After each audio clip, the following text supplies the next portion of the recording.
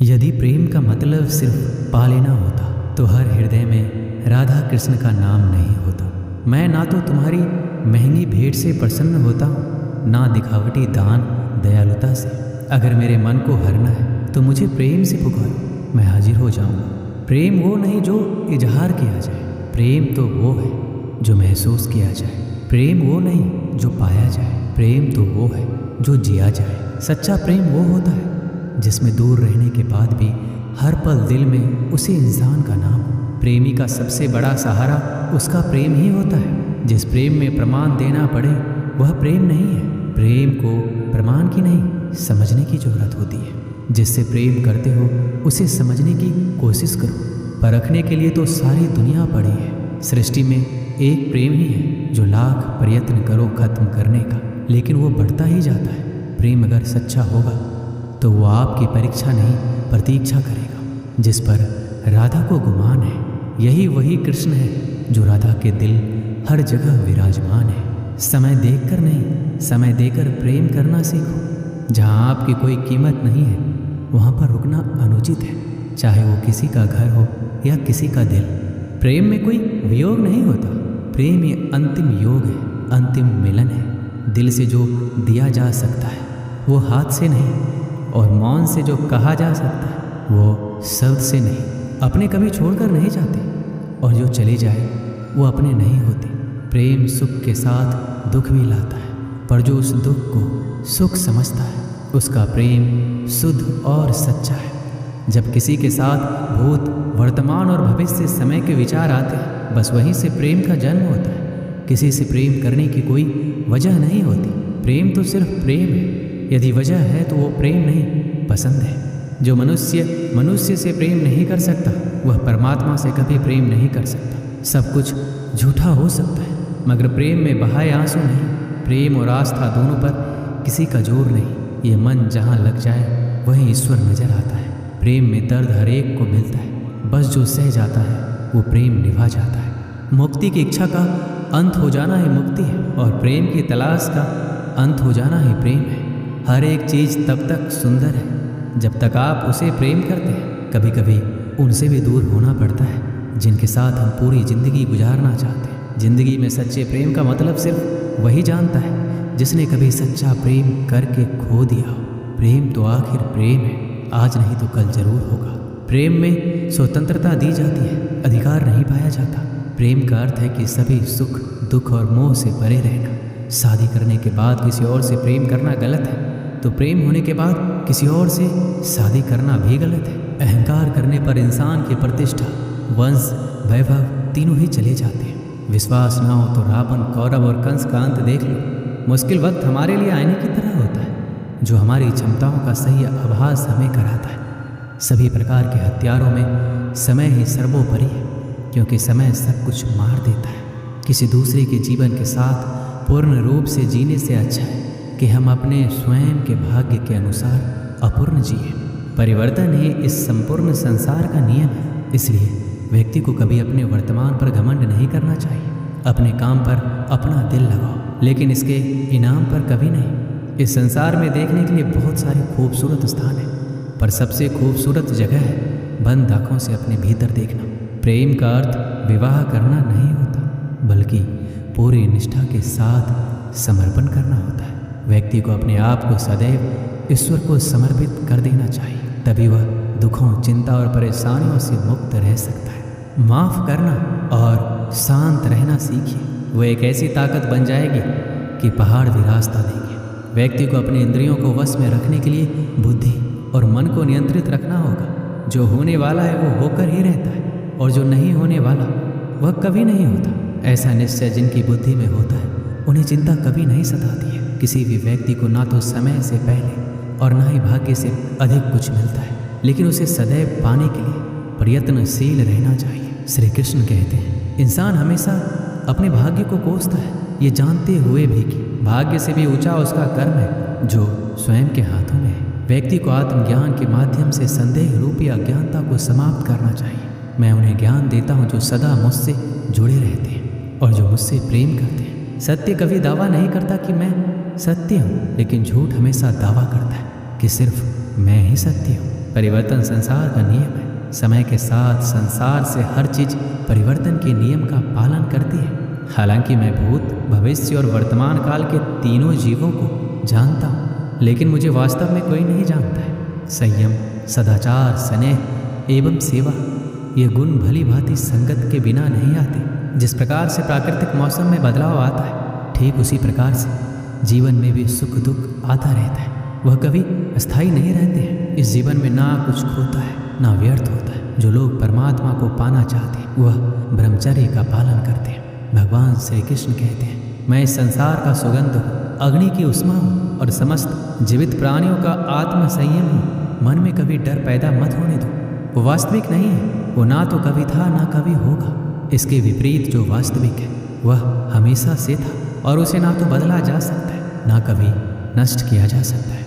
गीता में उन लोगों के लिए संदेश दिया गया है जो लोग अपने मन को काबू में नहीं रखते। ऐसे लोगों का मन इधर उधर भटकता रहता है और उनके लिए वह शत्रु के समान काम करता है। मन व्यक्ति के मस्तिष्क पर भी गहरा प्रभाव डालता है। जब व्यक्ति का मन सही होता है तो उसका मस्तिष्क भी सही तरीके से काम करता है। इसलिए अपने मन को हमेशा काबू में रखिए। श्रीमद् भागवत गीता में श्री कृष्ण ने उपदेश दिया है कि हर मनुष्य को खुद पर पूरा भरोसा रखना चाहिए, क्योंकि जो लोग खुद पर भरोसा करते हैं वो निश्चय ही सफलता हासिल करते हैं। वह इंसान जैसा विश्वास करता है वो वैसा ही बन जाता है। श्री कृष्ण कहते हैं, जो लोग दूसरों की भलाई पर ध्यान नहीं देते, सिर्फ अपना मतलब साधने में लगे रहते, उन लोगों का कभी भला नहीं होता। आपको बता दें कि इंसान का स्वार्थ उसे अन्य लोगों से दूर ले जाकर नकारात्मक हालातों की तरफ धकेलता है, जिसके चलते व्यक्ति अकेला रह जाता है। वहीं गीता में ये भी कहा गया है कि स्वार्थ शीशे में फैली धूल की तरह है, जिसकी वजह से व्यक्ति अपना प्रतिबिंब ही नहीं देख पाता। वहीं अगर आप चाहते हैं कि आप भी अपना जीवन खुशीपूर्वक व्यतीत करें तो इसके लिए ये जरूरी है कि आप अपने स्वार्थ को कभी अपने पास नहीं आने दें, क्योंकि स्वार्थी मनुष्य दोस्ती भी सिर्फ अपना स्वार्थ निकालने के लिए करते हैं। जीवन में कभी किसी से अपनी तुलना मत करना। आप जैसे हैं सर्वश्रेष्ठ है। यहाँ कोई किसी का नहीं, सबको मतलब की बीमारी है। समय नहीं रुकता। यदि आज बुरा चल रहा है तो कल अवश्य अच्छा आएगा। आप केवल निस्वार्थ भाव से कर्म कीजिए और वही आपके हाथ में। परेशानी आए तो ईमानदार रहे, धन आए तो सरल रहे, अधिकार मिले तो विनम्र रहे और क्रोध आने पर शांत रहे। यही जीवन का प्रबंधन कहलाता है। किसी दूसरे को कष्ट देकर हासिल किए गए सुख की उम्र बहुत छोटी होती है। जीवन में खुद की बुराइयां सुनना भी बेहद जरूरी है, क्योंकि रोज़ तारीफ ही सुनोगे तो कभी आगे नहीं बढ़ोगे। अच्छे कर्म करने के बावजूद भी लोग केवल आपकी बुराइयां ही याद रखेंगे। इसलिए लोग क्या कहते हैं इस पर ध्यान मत दो, अपने कार्य करते रहो। संसार जरूरत के नियम पर चलता है। सर्दियों में जिस सूरज का इंतजार होता है उसी सूरज का गर्मियों में तिरस्कार भी होता है। अतः आपकी कीमत तब होगी जब आपकी जरूरत होगी।